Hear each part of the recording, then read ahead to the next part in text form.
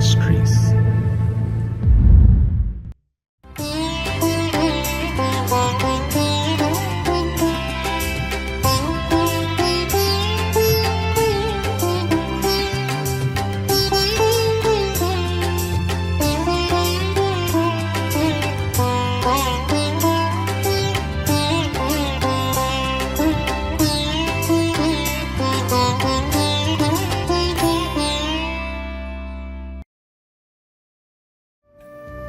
கர்த்தருடைய பரிசுத்த நாமம் மகிமைப்படுவதாக.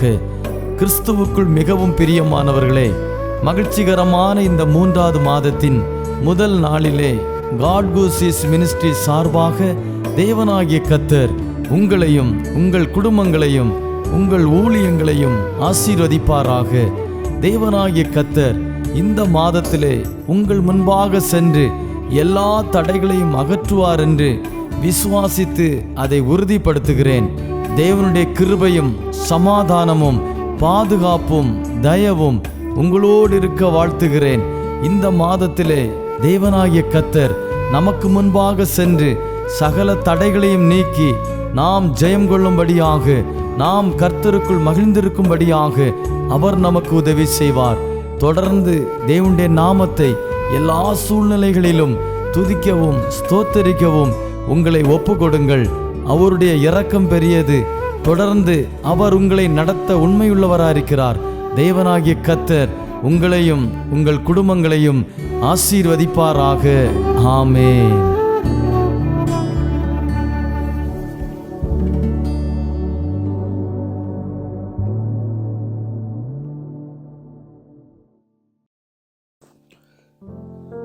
ஆண்டவரும் இரட்சகருமான கர்த்தராகிய இயேசு கிறிஸ்துவின் நாமத்திலே உங்களை யாவரையும் இந்த காலை வேளையிலே நான் வாழ்த்துகிறேன்.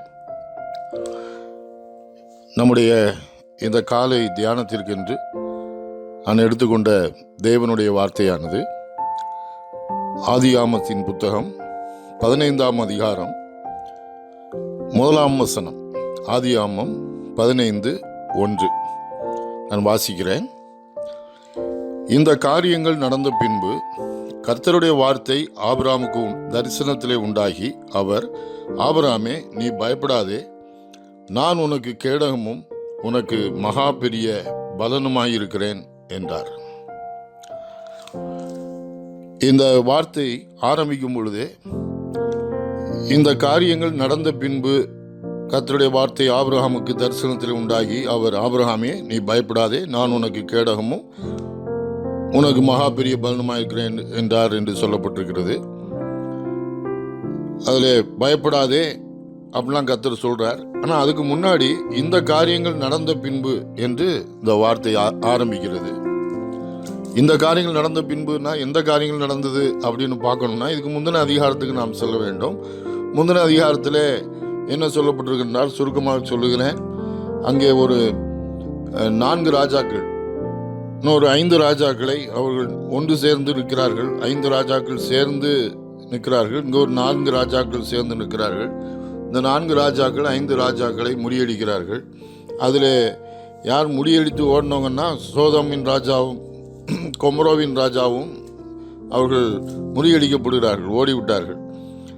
அவர்கள் இந்த சோதோமில் தான் ஆபிரகாமுடைய சகோதரன் லோத்து குடியிருந்தான் என்பது நமக்கு தெரியும். இந்த லோத்துடைய எல்லா பொருட்கள் எல்லாத்தையும் சகலத்தையும் அவர்கள் எடுத்துக்கொண்டு போய்விட்டார்கள்.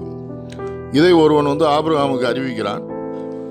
ஆபிரகாம் அதை கேள்விப்பட்டு தன் வீட்டில் பிறந்த ஒரு 318 பேரை வேலைக்குள்ள ஆட்களை எல்லாத்தையும் கூட்டிகிட்டு போய் அவர்களோடு யுத்தம் பண்ணுகிறான். அந்த 4 ராஜாக்களோட யுத்தம் பண்ணி இவன் அவர்களை மேற்கொண்டு அவர்களை இந்த லோத்தையும் அவனுக்குரிய எல்லாவற்றையும் திருப்பி கொண்டு வந்து விட்டான் என்பதை நமக்கு அதில் போடப்பட்டிருக்கிறது. 14ஆம் அதிகாரத்தை மெதுவாக நீங்கள் வீட்டில் உட்கார்ந்து வாசித்து பார்த்தீங்கன்னா தெரியும். ஆனால் இதெல்லாம் முடிஞ்சு, இந்த காரியங்கள்லாம் முடிஞ்ச பிறகுதான் இதான் ஆரம்பிக்குது. இந்த காரியங்கள் நடந்த பின்பு அப்படின்னு ஆரம்பிக்குது. கர்த்தருடைய வார்த்தை ஆபிரகாமுக்கு தரிசனத்திலே உண்டாகி அப்படின்னு ஆரம்பிக்குது. அப்படின்னா என்ன அர்த்தம், என்ன சொல்கிறாங்கன்னா, ஆபிரகாம் ஒரு பெரிய ராஜாவெல்லாம் இல்லை அந்த காலத்தில். அவன் திரளான ஆடு மாடுகளை மந்தைகளை வச்சிருந்தான். ஒரு செல்வ சீமானாய் இருந்தான் என்பதை நாம் தேவனுடைய வார்த்தையிலே படிக்கிறோம். ஆனால் அவனுக்குள்ளே ஒரு எண்ணம் ஏற்பட்டிருக்கலாம் என்று வேத வல்லுநர்கள் எழுதுகிறார்கள். என்ன எண்ணம் என்றால், இந்த 4 ராஜாக்களை நாம் முறியடிச்சிட்டோம், ஒருவேளை இவங்க எப்பவும் நம்மளை தன்னை எங்கே வந்து விடுவார்களோ, தனக்கு எதிராக தன்னை மேற்கொண்டு விடுவார்களோ என்ற ஒரு பய உணர்வு அவனுக்குள்ளே உண்டாயிருக்க கூடும் என்று எண்ணியிருக்கலாம். அதை குறித்து ஒரு பய உணர்வோடு ஆபிரகாம் இருந்திருக்கலாம் என்று சொல்கிறார்கள். அதனால தான் கர்த்தர் சொல்றாரு, கர்த்தருடைய வார்த்தை இந்த காரியம் நடந்த பின்பு ஆபிரகாமுக்கு தரிசனத்தை உண்டாகி அவர், அதனால தான் ஆபிரகாம் பார்த்து சொல்றார், நீ பயப்படாதே, நான் உனக்கு கேடகமும் உனக்கு மகா பெரிய பலனுமாய் இருக்கிறேன் என்று சொன்னார் என்று சொல்கிறார்கள். பிரியமானவர்களே, நம்முடைய வாழ்க்கையிலும் கூட நீங்கள் ஆண்டவரை தெரிந்து கொண்ட தேவனுடைய மனுஷனாக இருப்பீங்கன்னா, நீங்கள் ஆண்டவருக்குள்ள வந்திருப்பீங்கன்னா பாருங்க, ஆண்டவருடைய வாழ்க்கையில் ஆண்டவருடைய அன்பை நீங்கள் ருசித்திருப்பீர்கள். நமக்கும் வாழ்க்கையில் எப்பொழுதுமே நம்முடைய சூழ்நிலைகள் ஒன்று போலவே இருக்கும் என்று நாம் சொல்லிவிட முடியாது. ஒரு நாள் நல்லா இருக்குது, ஒரு நாள் திடீர்னு சில பிரச்சனைகள் வருது, போராட்டங்கள் வருது, வாழ்க்கையில் ஏற்றத்தாழ்வுகள் சில வேளைகளில் வரத்தான் செய்கிறது. எவ்வளவுதான் காரியமாக இருந்தாலும் வாழ்க்கையில் சவால்கள், பலவிதமான சவால்களை மேற்கொள்கிறோம், பிரச்சனைகளை மேற்கொள்ளுகிறோம். இந்த உலகத்திலே நமக்கு பிரச்சனையே கிடையாது என்பது அல்ல.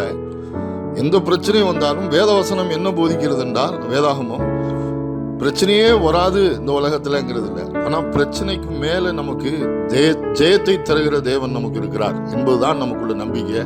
கர்த்தர் நம்ம கூட இருக்கிறாருங்கிறது காரியம். இந்த காலை வேளையிலும் கர்த்தருடைய வார்த்தை நமக்கும் வருகிறது. பாருங்க, ஆபிரகாமோடு இந்த சூழ்நிலையில ஆபிரகாம கர்த்தர் இந்த பய உணர்வோடு விடலை. வாழ்க்கையில அவனை தேற்றும்படி, அவனை தைரியப்படுத்தும்படி கர்த்தருடைய வார்த்தை அவனுக்கு உண்டாகினது. கர்த்தருடைய வார்த்தை அவனுக்கு வந்தது. அவனுக்கு தரிசனத்தில் கண்டான் என்று போட்டிருக்கிறது. நம்மிலும் அநேகர் பாருங்க, பல சூழ்நிலைகளிலே கர்த்தர் நம்மோடு பேசுகிறார். இப்போ நீங்க இந்த வார்த்தையை கேட்டுட்டு இருக்கிறீங்க, கர்த்தர் இந்த வார்த்தையின் மூலம் உங்களோடு பேசுறார், நீங்க கேட்குறீங்க. நீங்க அநேக பரிசுத்த வேதாகமத்தை எடுத்து நீங்க படிக்கும் பொழுதே இப்படிப்பட்ட தேவனுடைய கர்த்தர் உங்களோடு பேசுகிறதை உங்களால் உணர முடியும். வாழ்க்கையில பலவிதமான பிரச்சனைகளோடு இருக்கும்போது தேவனுடைய வார்த்தை உங்களோடு பேசும். கர்த்தருடைய வார்த்தை உங்களுக்கு வரும், பல்வேறு சூழ்நிலையில உங்களுக்கு வரும். அப்போ கர்த்தர் நம்முடைய வாழ்க்கையில சில வேளையில கர்த்தரே நம்மகிட்ட பேசுறதை உணர முடியும். இதுதான் அவங்கள சில சூழ்நிலையில ரொம்ப பிரச்சனைகள், வாழ்க்கையில பலவிதமான அங்கலாய்ப்புகள், பலவிதமான திகைப்புகள் வாழ்க்கையில இருக்கும்போது கர்த்தரே நம்மகிட்டே உள்ளுக்குள்ளேருந்து ஒரு பேசுகிறதை நம்மளால சில வேளையில உணர முடியும். கர்த்தருடைய வார்த்தை வந்துட்டுனா அப்புறம் தைரியமாயிடும் வாழ்க்கையில. எனவே பாருங்க, கர்த்தருடைய வார்த்தை நமக்கு தேற்றல்னா நம்மளால அந்த உலகத்தில் வாழ முடியாது. நிறைய சூழ்நிலைகளை மேற்கொண்டு வாழ முடியாது. அதனால தான் மனுஷனுக்கு வாழ்க்கையில் நம்பிக்கையற்ற மனுஷர்களாக இருக்கிறார்கள். ஏன்னா அதுதான் தேவன் வேணும், கர்த்தர் வேணும். இதை சொல்றவர் யாரு? இப்போ பாருங்க, இந்த ஆபிரகாம் வாழ்க்கையிலும் இப்படி தான் இருந்தது. இப்போ நீங்கள் கேட்டுட்டு இருக்க உங்கள் வாழ்க்கையிலும் பல பிரச்சனைகள் இருக்கலாம். நீங்கள் பலவிதமான பிரச்சனையோடு இருக்கலாம், பலவிதமான கஷ்டத்தோடு இருக்கலாம், பாரத்தோடு இருக்கலாம், சவால்களோடு இருக்கலாம், பலவீனங்களோடு இருக்கலாம். என்ன செய்யறதுனே தெரியலையே, எல்லா வழியும் அடைக்கப்பட்டிருக்குது, என்ன பண்றதுன்னு தெரியாமல் இருக்கலாம். ஆனால் கர்த்தருடைய வார்த்தை உங்களுக்கும் வருகிறது. இது ஆபிரகாமுக்கு தான் சொன்னாருங்கிறது இல்லை, தேவனுடைய வார்த்தை உங்களுக்கும் சேர்த்தான் எழுதப்பட்டிருக்கிறது. இப்போ சொல்றாரு, முதலாவது என்ன சொல்றாரு தெரியுமா? ஆபிரகாமே நீ பயப்படாதே. முதலாவது சொன்னது அதுதான். இன்னைக்கு உங்களையும் அதுதான் சொல்றாரு கர்த்தர். உங்க பேரை சொல்லிட்டு சொல்றாரு, நீ பயப்படாதே அப்படிங்கிறாரு. உங்களை பார்த்து கர்த்தருடைய வார்த்தை வருது. நீங்க யாராவும் இருக்கலாம், நீ பயப்படாத அப்படின்னு கர்த்தர் சொல்றாரு. பயப்படாதப்பா, பயப்படாதம்மா அப்படின்னு சொல்றாரு. சொல்றவர் யார் தெரியுமா? சொல்றவர் சாதாரண ஆள் கிடையாது. ஏதோ சொல்ற ஆள் ஒரு பலவீனமான ஆளு, சொல்றவர் ஒன்றும் இல்லாத ஆளு, ஒரு அதிகாரமே இல்லாத ஆளு அப்படிங்கிறார். சர்வலோகத்துக்கும் அண்ட சராசரங்களுக்கும் அவர்தான் ஒரே ஆண்டவராயிருக்கிறார். வானத்துக்கும் பூமிக்கும் அண்ட சராசரங்களுக்கும் அவர்தான் ஆண்டவர்.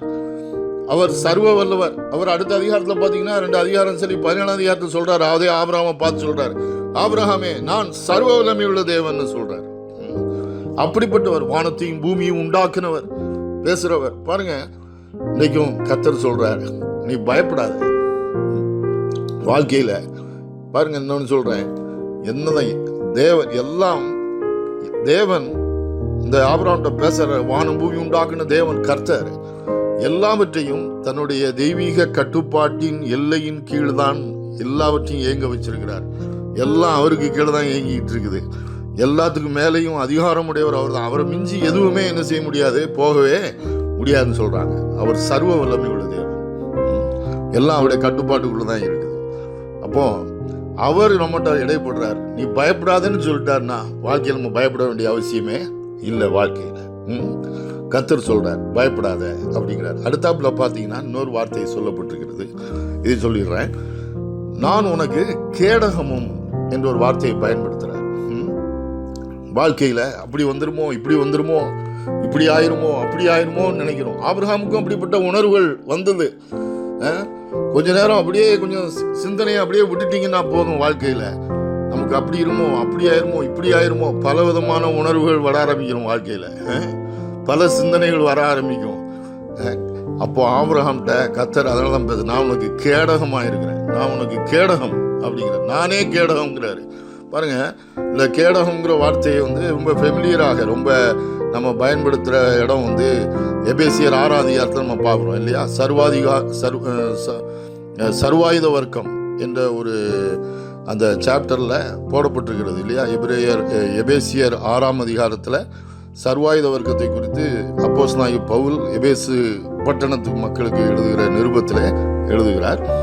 அதில் சொல்றார், விசுவாசம் என்னும் கேடகத்தை. கேடகம் என்னன்னு கேட்டிங்கன்னா, பலவிதமான காரியம் நம்மளை சுற்றி நெருங்கும் போது வரும்போது அந்த கேடகத்தை பிடிச்சிட்டிங்கன்னா எல்லாமே நம்மளை எதுவுமே உணவு பண்ணாது, நம்ம எதுவுமே செய்ய முடியாது. நம்ம அந்த கேடகத்துடைய மறைவில் இருப்போம். நாம் எல்லாமே அந்த கேடகத்தில் தான் போய் என்ன செய்யுமா முட்டும். அதில் அது ஸ்ட்ராங்காக இருக்கிறதுனால அந்த கேடயம் எவ்வளோ ஸ்ட்ராங்காக இருக்குதோ அவ்வளோக்கு அவ்வளோ நமக்கு கேரண்டி, நம்மளை எதுவுமே ஒன்றும் பண்ண முடியாது. இங்கே என்ன சொல்கிறாரு, இந்த கேடயம் இதே ஒரு கேடயத்தை தூக்கி நீ புடின்னு சொல்லலை. இங்கே என்ன சொல்கிறாரு, நானே உனக்கு கேடகம், நானே உனக்கு கேடகம்ங்கிறாரு. கர்த்தரை தாண்டி எதுவும் வர முடியுமாங்க வாழ்க்கையில்? நானே நிற்கிறேன்ப்பா உனக்கு முன்னாடி, நானே நிற்கிறேன், நானே உனக்கு மறைவிடமாக இருக்கிறேன், நானே உன்னை சுற்றிலும் இருக்கிறேன், எதுவும் ஒன்று பக்கத்தில் வர முடியாது, நெருங்க முடியாது அப்படிங்கிறார் வாழ்க்கையில். பாருங்க, அப்புறம் இன்னைக்கு நிறைய பேருக்குள்ள பயம் இன்னைக்கு இல்லையா. இந்த கொரோனா வைரஸ் அப்படி இப்படின்னு சொல்லி பலவிதமான காரியங்கள், பயப்படுவதற்கு நமக்கு இந்த உலகத்தில் நிறைய காரியங்கள் இருக்கிறது. ஆனால் அப்படி ஆயிருமோ, எதுவும் நமக்கு வாழ்க்கையில நடக்காதுன்னு சொல்றாரு. அடுத்த வார்த்தை சொல்றாரு, நான் உனக்கு கேடகமும் மகா பெரிய பலனுமா இருக்கிறேன். ஐ எம் யுவர் ரிவார்டு என்று சொல்கிறார். பெலன்னு சொல்ல பலன் என்று சொல்கிறார். ரிவார்டு என்று சொல்லப்பட்டிருக்கிறது ஆங்கில வேதாகமத்திலே. ரிவார்டு, நன்மைகள், நமக்கான ரிவார்டு கொடுக்கிறவர் அவர். நல்ல ரிவார்டை நமக்கு வாழ்க்கையில நல்ல ரிவார்டுகளை கர்த்தர் நன்மைகளை நமக்கு அருளி செய்கிறார். உங்களுடைய வாழ்க்கையில உங்களுக்கு வர வேண்டிய எல்லா நன்மையையும் உங்களுக்கு கொடுக்கிறார். அவரே நன்மைக்கு எல்லா ஊற்றுக்கும் காரணர், அவரே நன்மையாக ஊற்றுக்கும் காரணராக இருந்து எல்லாவற்றையும் நமக்கு வாழ்க்கையிலே அருளி செய்கிறவர். வாழ்க்கையில் அது எப்படி நடக்கும், இது எப்படி நடக்கும், இது எல்லாத்தையும் கொடுப்பார், எல்லாத்தையும் தருவார். எல்லாம் வர வேண்டியதெல்லாம் வரும், உங்களுக்கு எல்லாம் நடக்க வேண்டியதெல்லாம் நடக்கும். அதனால வாழ்க்கையில இதையும் குறித்து கவலைப்பட வேண்டாம். இதுதான் கர்த்தர் இன்னைக்கு காலை வேளையில உன்னோட சொல்றார். இன்னைக்கு காலையில தைரியமா இருங்க, நல்ல ஆண்டவரோட ஜீவிங்க, நல்ல ஆண்டவருக்காக வாழுங்க. இந்த தேவனை அறிகிற அறிவிலே வளருவோம். இன்னும் பார்த்தீங்கன்னா இதெல்லாம் ஆரம்பம்தான். இதில் இன்னும் உள்ளுக்குள்ளே போக போக அவரை நாம் அறிய ஆரம்பிக்க முடியும். அவருடைய வழிகள் என்ன, அவருடைய வழிகளெல்லாம் அறிய ஆரம்பிக்க முடியும். எனவே இந்த காலை வேளையிலும் நீங்கள் ஒருவேளை பயத்தோடும் விரக்தியோடும் இருந்திருக்கலாம். இவரோட தெரியாது, எனக்கு தெரியாது. ஆனால் கர்த்தர் உங்கள்கிட்ட பேசுகிறார், கர்த்தர் உங்களை நேசிக்கிறார். நம்ம நினைக்கிறோம் நிறைய வழியில் கர்த்தர் நம்மளை நேசிக்கல. இல்லை, அவர் உங்களை நேசிக்கிறதுனால தான் அந்த வார்த்தை உங்களுக்கு வருது. நீ பயப்படாதன்னு சொல்கிறார். பயப்பட வேண்டாம், நான் உனக்கு கேடகமாக இருக்கிறேன். ஆபிரகாமுக்கு நான் கேடகமாக இருந்தேன், அவனுக்கு மாத்திரம் இல்லை உனக்கும் கேடகமாக இருக்கிறேங்கிறார். இன்னைக்கு நமக்கு கேடகமாக இருக்கிறார். நமக்கு நல்ல ஒரு ரிவார்டாக அவரே இருக்கிறார். அவர் உள்ளுக்குள்ளே இருக்கும்போது நமக்கு நடக்க வேண்டியது எல்லாம் காரிய சித்தி உண்டாகும். வாழ்க்கையில் இந்த உலகத்திலும் வாழ்ந்திருப்போம், மறுமையிலும் கர்த்தர் நல்ல வாழ்க்கையை நமக்கு வைத்திருக்கிறார். சந்தேகமே கிடையாது. நாம் ஜெபிக்கலாம். அன்பின் பரலோக பிதாவே, கர்த்தராகிய இயேசு கிறிஸ்துவின் நாமத்தில் வருகிறோம். இந்த நல்ல வேலைக்காய் ஸ்தோத்திரம். இந்த வேளையிலும் இந்த வார்த்தையை கேட்டுக்கொண்டிருக்கிற ஒவ்வொரு தேவ பிள்ளைகளுக்காய் ஜெபிக்கிறேன். என்னுடைய வெவ்வேறு சூழ்நிலைகளில் இந்த காலை வேளையில் இருந்திருக்கலாம். ஆனாலும் நீர் அவரோடு பேசியிருக்கிறீர் கர்த்தாவே, பயப்படாதே என்று சொல்கிறீர். அவருடைய வார்த்தையை கொடுக்கிறீர், நேசிக்கிறீர். நான் உனக்கு கேடகமும் உனக்கு மகா பெரிய பலனுமாய் இருக்கிறேன் என்று சொல்லுகிறீர். கர்த்தர் இந்த வார்த்தையினாலே அவளை தைரியப்படுத்தும், தொடர்ந்து பலப்படுத்தும். உடைய ஆவியானவர் தாமே கூடவே இருந்து அவர்களை பலப்படுத்தி, திடப்படுத்தி, தைரியப்படுத்தி வழிநடத்தும்படி ஜெபிக்கிறேன். நடக்க வேண்டியது எல்லா காரியமும் நடக்கட்டும், வர வேண்டியது எல்லாம் வரட்டும், எல்லா தடைகள் நீங்கட்டும் இயேசு கிறிஸ்துவின் நாமத்தில். எல்லா வழிகள் திறக்கட்டும் இயேசு கிறிஸ்துவின் நாமத்தில். எல்லா வழிகளை உண்டாக்கி கொடுத்துள்ளோம். நீர் நல்லவர் என்பதை ருசிக்கட்டும் கர்த்தாவே. கூடவே இருக்கிறீர் என்ற உணர்வை கொடுத்துள்ளோம். தைரியப்படுத்தும், ஆசீர்வதியும். இயேசு கிறிஸ்துவின் நாமத்தில் ஜெபிக்கிறோம் அன்பின் பிதாவே, ஆமென்.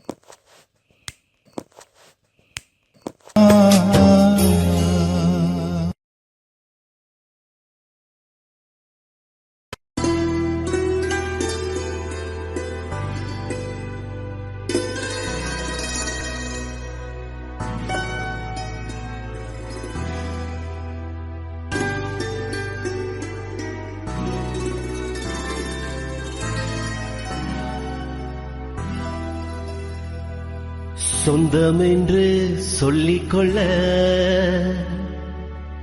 உம்மை விட யாருமில்ல. சொத்து என்று அள்ளிக்கொள்ள உம்மை விட ஏதுமில்ல.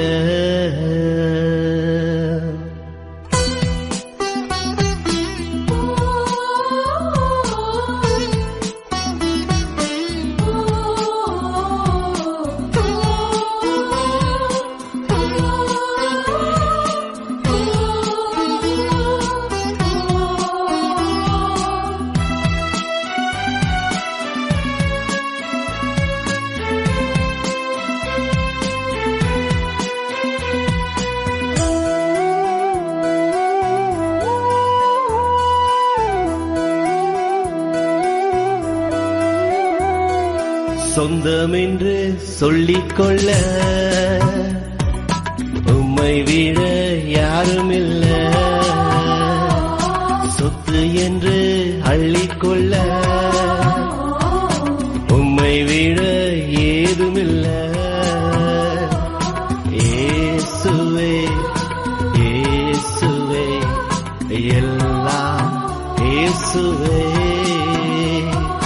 இயேசுவே இயேசுவே எனக்கெல்லாம் இயேசுவே.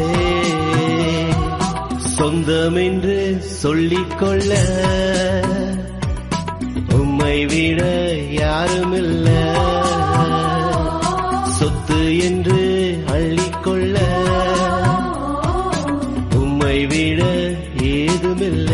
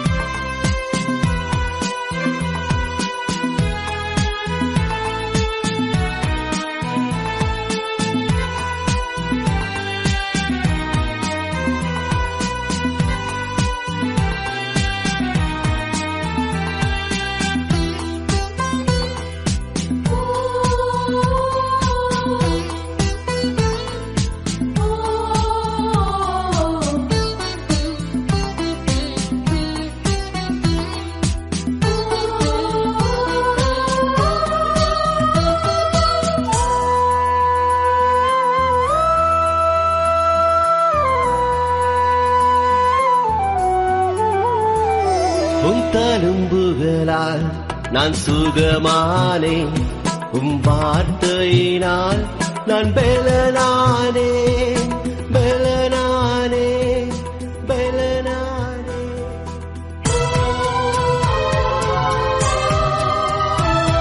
உம் தழும்புகளால் நான் சுகமானேன்.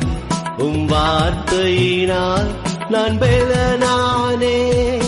பெலனானேன்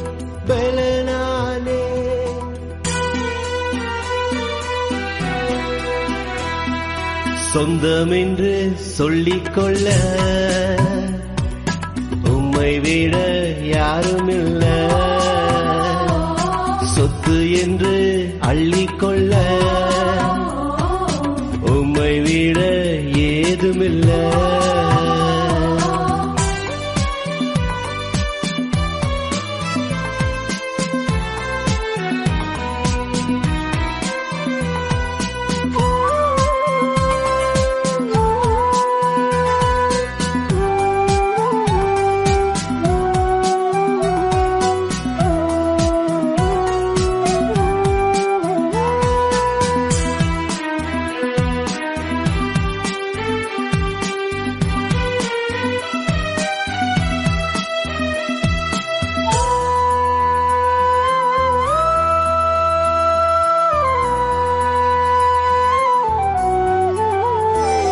உம் கிருபையினால் நான் பிழைத்துக் கொண்டேன்.